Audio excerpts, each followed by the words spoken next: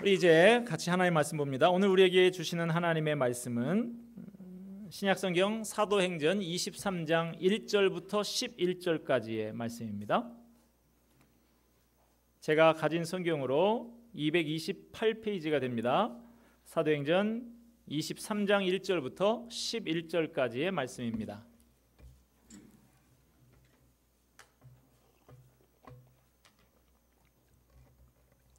다 찾으신 줄 알고 저와 여러분 한 절씩 교독하도록 하겠습니다. 바울이 공회를 주목하여 이르되 여러분 형제들아 오늘까지 나는 범사의 양심을 따라 하나님을 섬겼노라 하거늘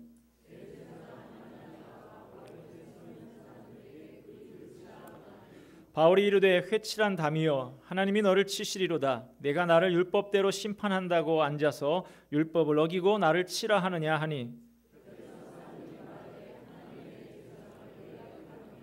바울이 이르되 형제들아 나는 그가 대제사장인 줄 알지 못하였노라 기록하였으되 너희 백성의 관리를 비방하지 말라 하였느니라 하더라.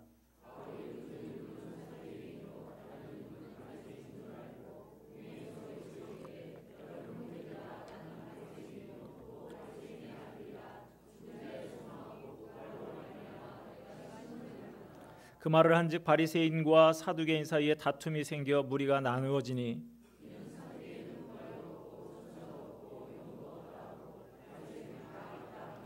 크게 떠들새 바리새인 편에서 몇 서기관이 일어나 다투어 이르되 우리가 이 사람을 보니 악한 것이 없도다 혹 영이나 혹 천사가 그에게 말하였으면 어찌하겠느냐 하여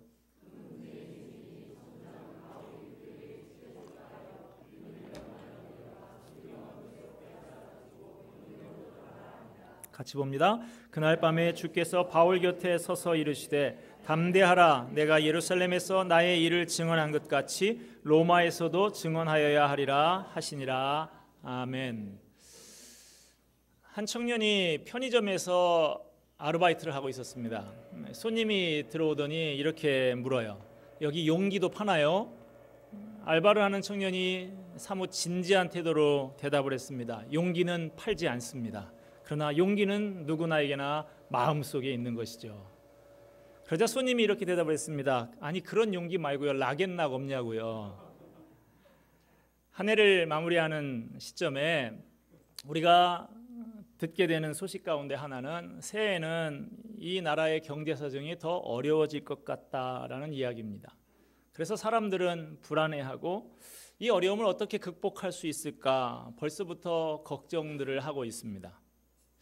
오늘 본문은 그 어느 때보다도 용기와 담대함이 필요한 바울의 모습이 소개되고 있습니다. 천부장의 부당한 고문으로부터 벗어난 바울은 이제 사내들인 공회 앞에 섰습니다. 그런데 분위기가 심상치가 않아요. 본문 2절 보면 대제사장 아나니아가 바울 곁에 서 있는 사람들에게 그 입을 치라 명하니 대제사장이 바울의 입을 치라 그러는데 가볍게 툭 치라는 이야기가 아닙니다. 역사가 요세푸스는 이 대제사장 아나니아가 그 어느 누구보다도 부패하고 폭력적인 사람이었다라고 증언을 하고 있습니다. 무슨 말입니까? 지금 바울이 스데반 집사처럼 여기에서 인생의 끝을 맞이할 수도 있는 상황이라는 것이죠. 그러니 바울이 얼마나 두렵고 떨리겠습니까? 여러분, 여러분의 상황은 어떠하십니까? 미래에 대한 전망이 그렇게 밝지만은 않지만 이런 요즘에 마음속에 불안이 자리 잡고 있는 상태는 아닌가 하는 것입니다. 두려움이 순간순간 엄습해 오고 있지는 않으십니까? 그렇다면 우리에게 지금 필요한 것은 바로 담대함입니다. 담대함은 두려움을 이기는 힘입니다. 담대함은 상황이 어려울수록 우리가 반드시 가져야 할 마음의 태도인 것이죠. 저와 여러분이 이 담대함을 가지고 모든 고난과 어려움을 넉넉히 이기게 되기를 주님의 이름으로 축원을 드립니다. 자, 그렇다면 우리가 어떻게 담대한 삶을 살아갈 수 있을까? 오늘 본문 말씀을 근거로 해서 몇 가지 말씀을 드리고자 합니다. 우리가 어떻게 담대한 삶을 살아갈 수 있을까? 첫 번째로는 양심에 거리낌이 없어야 합니다. 바울은 지금 담대합니다.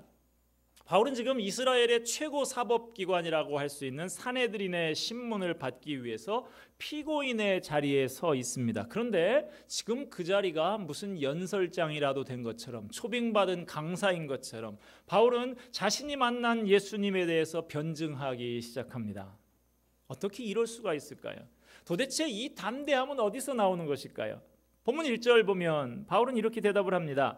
바울이 공회를 주목하여 이르되 여러분 형제들아 오늘까지 나는 범사의 양심을 따라 하나님을 섬겼노라 하거늘. 뭐라고요? 오늘까지 살아오면서 양심에 거리끼는 것 없이 살아왔다는 거예요. 바로 이것이 오늘 이러한 상황 가운데서도 담대할 수 있었던 비결이었습니다. 놀랍지 않습니까? 과연 이 시대의 그리스도인들이 바울처럼 이렇게 말할 수 있을까요?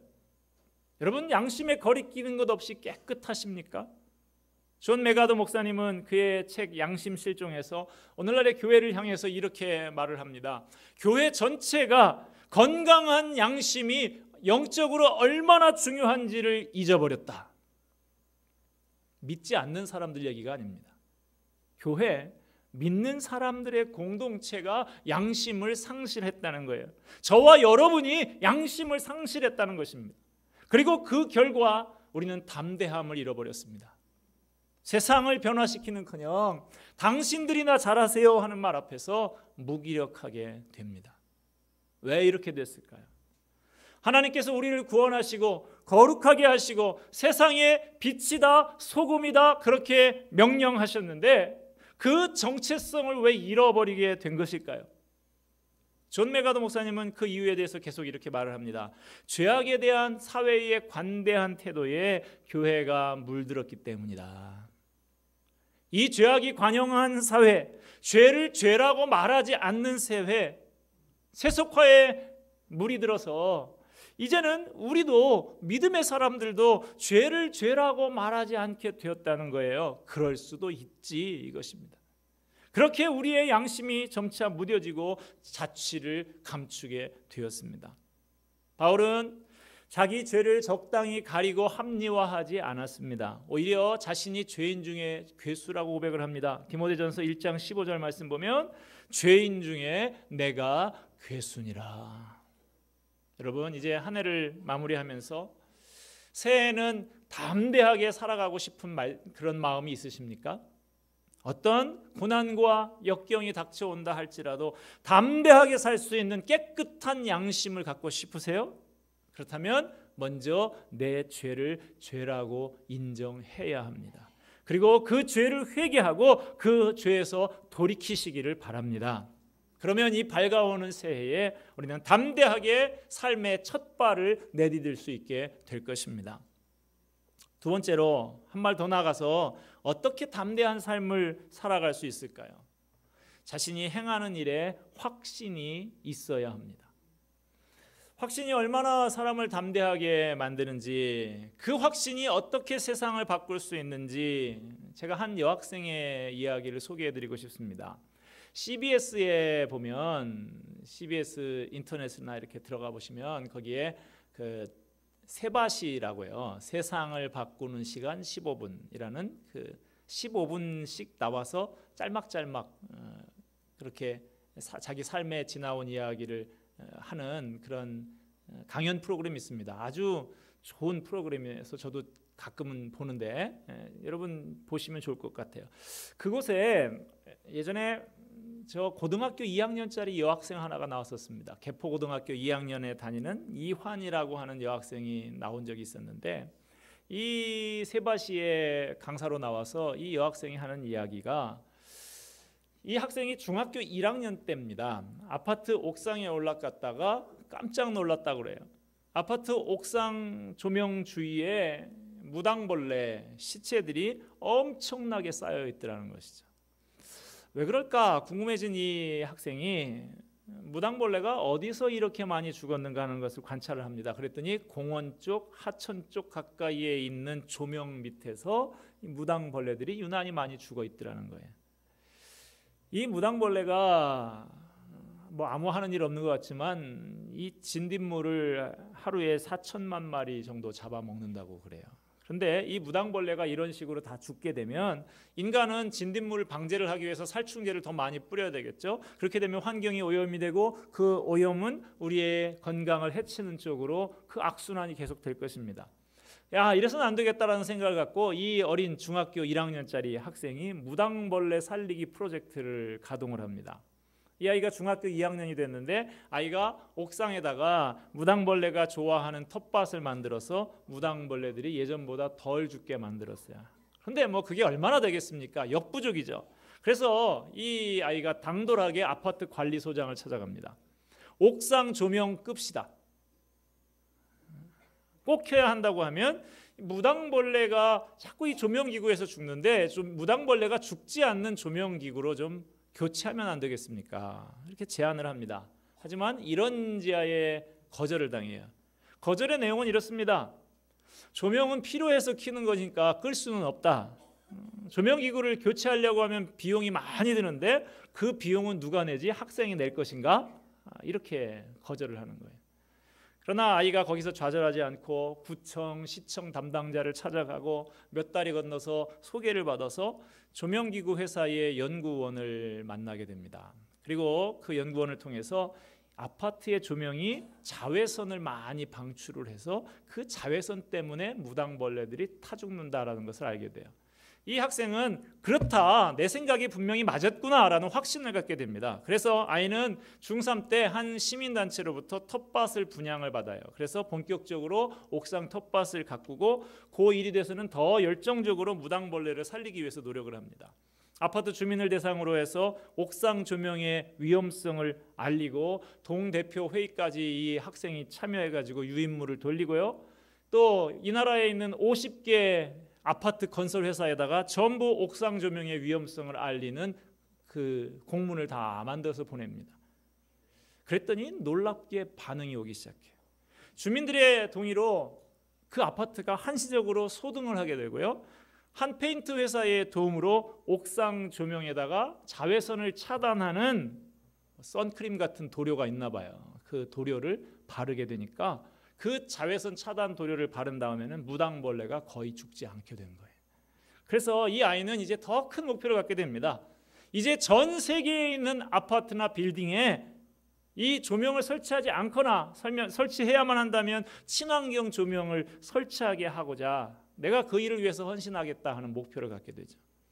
여러분, 이 작은 중학생 아이가 세상을 바꿔나가고 있습니다. 어떻게 중학교 1학년 때부터 고등학교 2학년 때까지 포기하지 않고 지속적으로 담대하게 무당벌레를 살리기 위한 노력을 할 수가 있었을까요? 그것은 바로 조명을 끄거나 조명을 바꾸면 무당벌레를 살릴 수 있다라고 하는 확신을 가지고 있었기 때문이죠. 이 작은 확신이 평범한 중학생 이 아이를 담대하게 만든 것이죠. 여러분, 오늘 본문에 나오는 바울이 어떻게 그렇게 담대할 수 있었던 것일까요? 선한 양심 때문이기도 했지만 단지 선한 양심 때문만은 아니었습니다. 그가 정말로 담대할 수 있었던 것은 그 마음속에 있는 복음에 대한 확신, 십자가에 죽으신 예수님께서 부활하셔서 우리의 구주와 주님이 되신다라고 하는 분명한 확신 때문이었습니다. 여러분, 여러분에게도 이러한 확신이 있으십니까? 예수 믿으면 영생을 얻는다. 예수 믿으면 인생이 어떤 인생이라도 바뀔 수 있다라고 하는 복음에 대한 확신, 복음을 전하면 그들도 살 수 있다는 확신이 있으십니까? 조명을 끄거나 바꾸면 무당벌레를 살릴 수 있다라는 확신을 갖고 행동했던 한 여학생 이상으로 복음에 대한 확신을 우리가 가져야 하는 것이죠. 기억하시기 바랍니다. 확신은 어린아이라도 담대하게 만든다는 사실을. 마지막으로 어떻게 담대한 삶을 살아갈 수 있을까요? 내 사명이 다하기까지 주님께서 나와 함께 하시고 나를 지키신다 하는 것을 믿어야 합니다. 예수 그리스도를 만나서 선한 양심을 따라서 살고 복음의 확신을 갖고 있다면 두려울 것이 없습니다. 그러나 실제로 우리가 삶을 살아가다 보면 그럼에도 불구하고 우리는 여전히 두려움이 찾아오는 것을 경험을 합니다. 사실 바울도 그랬어요. 담대하려고 무진 애를 썼지만 어느 순간 찾아오는 두려움을 어떻게 할 수가 없었습니다. 본문 10절 말씀을 한번 보면요, 큰 분쟁이 생기니 천부장은 바울이 그들에게 찢겨질까 하여 군인을 명하여 내려가 무리 가운데서 빼앗아 가지고 영내로 들어가라 하니라. 바울은 담대하게 예수님의 십자가와 부활의 복음을 전했습니다. 그런데 상황이 더 나빠지고 말았어요. 부활에 대한 이야기를 꺼냈더니 사람들이 회개하고 돌아오는 것이 아니라 이 사내들인 내에 양대 계파가 있습니다. 바리새인파와 사두개인파. 제가 언제 한번 말씀드린 적이 있는데 계파와 세파가 있어요. 이 두 파 간에는 그러지 않아도 영계가 있냐, 부활이 있냐, 뭐 이런 것 가지고 논쟁이 있는 상황이었었는데 이 바울이 거기다가 지금 불을 지른 거예요. 그래서 이 다툼이 크게 일어나서 상황이, 분위기가 훨씬 더 험악해졌습니다. 바울의 몸이 찢겨질지도 모르는 그런 험악한 상황이 된 것이죠. 바울은 천부장의 명령으로 간신히 이 성난 무리들 가운데서 빠져나올 수 있었습니다. 얼마나 무섭고 두려웠을까요? 여기서 우리는 무엇을 알 수가 있습니까? 아무리 담대한 사람이라도 험난한 상황이 계속 지속되면 두려움에 빠질 수 있다는 것입니다. 여러분 그런 적 없으세요? 담대하게 살아보겠다고 다짐하고 또 다짐했는데 다시 두려움에 휩싸인 적이 없습니까? 아무리 두려움을 내쫓으려고 노력을 해도 계속되는 고난과 위기 앞에서 다시 두려움에 사로잡히지는 않으십니까? 그것이 우리의 현주소라고 하면 그럴 때 우리가 어떻게 두려움을 극복하고 다시 담대한 삶을 살아갈 수가 있을까요? 그것은 함께 하시는 주님을 신뢰하는 것입니다. 나와 함께 하시는 주님이 반드시 나를 지키시고 보호하시고 주신 사명을 이룰 수 있게 하신다. 이것을 믿어야 하는 것입니다. 오늘 본문 11절 말씀을 봅시다. 그날 밤에 주께서 바울 곁에 서서 이르시되 담대하라, 내가 예루살렘에서 나의 일을 증언한 것 같이 로마에서도 증언하여야 하리라 하시니라. 그날 밤에 주님께서 바울에게 나타나셨습니다. 바울에게 그날 밤은 어떤 밤입니까? 고난의 밤, 환난의 밤이에요. 이 밤이라고 하는 말은 시각적으로 해가 떨어져서 어두워진 때를 가리키는 그런 직접적인 시각적인 표현이기도 합니다만은 큰 어려움이나 곤란할 때 은유적으로 밤이다, 캄캄한 밤이다 이렇게 표현하는 표현이기도 하죠. 성경에서도 그런 의미로 밤이라는 표현을 많이 쓰고 있습니다. 우리 인생의 시간에도 찬란하게 밝아오는 아침 같은 때가 있는가 하면 어둠이 짙어서 눈앞이 캄캄하고 아무것도 보이지 않는 밤과 같은 때도 있습니다. 그런데 중요한 것은 그 밤에 하나님이 찾아오신다는 거예요. 바울이 인생의 밤을 당해서 고민하고 있을 때 주님은 찾아오셨습니다. 그리고 그의 곁에 서서 말씀하셨습니다. 담대하라. 예수님이 그날 밤에 바울에게 찾아와서 이렇게 말씀하신 것은 지금 바울의 심정이 어떨까 하는 것을 잘 아셨기 때문입니다. 천하의 바울이라고 해도 어쩔 수 없는 연약한 인간입니다. 어려움이 계속해서 닥쳐오면 두렵고 떨리는 것이 지극히 정상이에요. 걱정이 되고 고민이 되고 갈등이 있을 수밖에 없습니다. 성탄절 전날인가 주기철 목사님에 관한 다큐멘터리가 TV에서 방영이 됐다고 그러는데 제가 못 봤네요. 순교자 주기철 목사님이 평양 경찰서로 그 외경들에게 끌려가서 순교하시기 전에 섬기시던 산정현 교회에서 마지막 설교를 하면서 울며 설교를 하셨다고 알려져 있습니다. 마음을 굳게 먹고 사명의 길을 가시지만 인간의 정 때문에 자꾸만 약해지는 마음, 그건 어쩔 도리가 없는 것이죠. 위대한 순교자에게도 연약한 면이 있었던 것입니다. 그렇지만 목사님은 교우들에게 80이 넘은 그 병든 노모와 늘 약해 있던 아내와 아이들을 부탁하고 일경들에게 끌려가서 장렬한 순교의 길을 가셨습니다. 바울도 역시 마찬가지였을 거예요. 분노한 군중들의 기세는 꺾일 줄을 모르고 그 앞에 서 있는 자신은 너무나 약하기 그지없습니다. 그날 밤에 바울은 한없이 고독하고 두려웠을 거예요. 주님은 그러한 바울의 마음을 잘 이해하셨습니다. 그래서 그날 밤에 바울을 찾아오시고 담대하라 하시면서 위로하고 새 힘을 주셨습니다. 오늘을 사는 우리들의 인생에도 밤은 찾아옵니다. 질병의 밤이 찾아옵니다. 실패의 밤이 찾아옵니다. 어떤 이에게는 그날 밤이 사랑하는 사람을 떠나보낸 밤일 수도 있습니다. 물질의 큰 손해를 보고 괴로움에 잠 못 이루는 밤일 수도 있습니다. 이런 일들을 당하게 되면 눈앞이 캄캄하죠. 인생의 밤을 만난 것입니다. 벼랑 끝에 선 것 같습니다.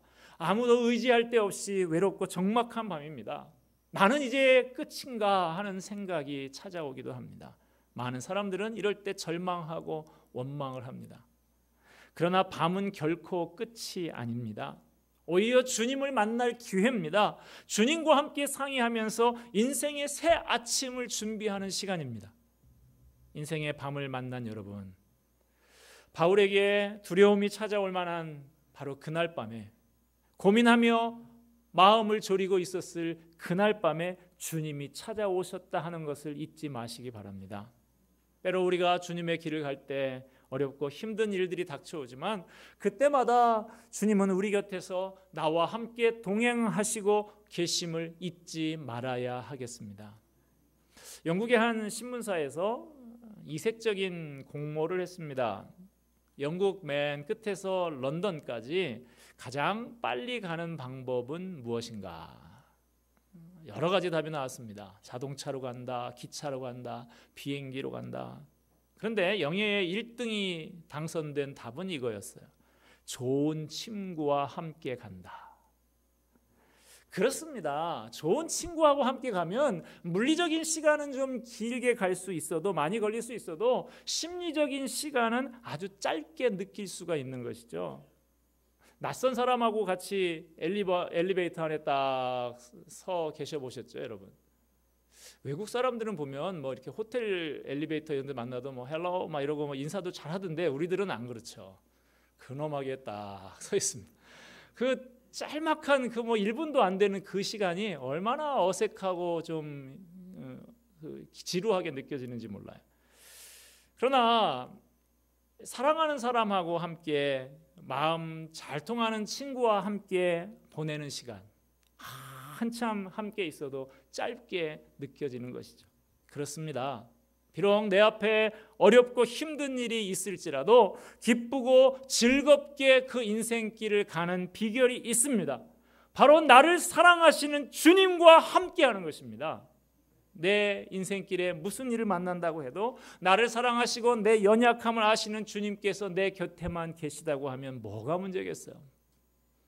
그날 밤에 바울을 만나서 두려워 말라라고 하신 주님께서는 이런 말씀을 해주십니다.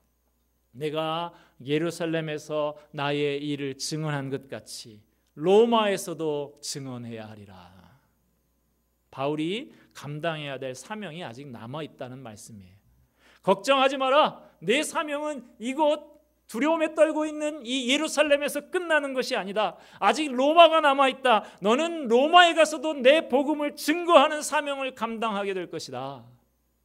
여러분, 우리가 아직 감당해야 할 일이 남아있다면 우리는 죽지 않습니다. 넘어지고 쓰러질 수는 있지만 완전히 주저앉지는 않습니다. 하나님께서 다시 일으켜 주십니다. 하나님께서 우리와 함께 하시고 사명을 감당할 힘을 주실 것입니다. 이사야 40장 30절 31절의 말씀입니다. 소년이라도 피곤하며 곤비하며 장정이라도 넘어지며 쓰러지되 오직 여호와를 앙망하는 자는 새 힘을 얻으리니 독수리가 날개치며 올라감 같을 것이요 다름박질하여도 곤비하지 아니하겠고 걸어가도 피곤하지 아니하리라. 아멘.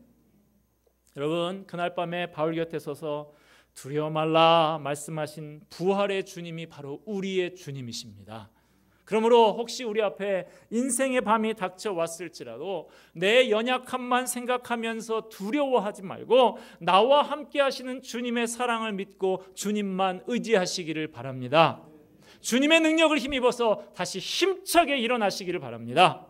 바울처럼 선한 양심을 따라 복음에 대한 확신을 가지고 내 사명 다하기까지 주님께서 나와 함께 하시고 지키시는 것을 믿고 담대히 희망찬 새해를 향해서 나아가는 저와 여러분이 되시기를 주님의 이름으로 축원드립니다.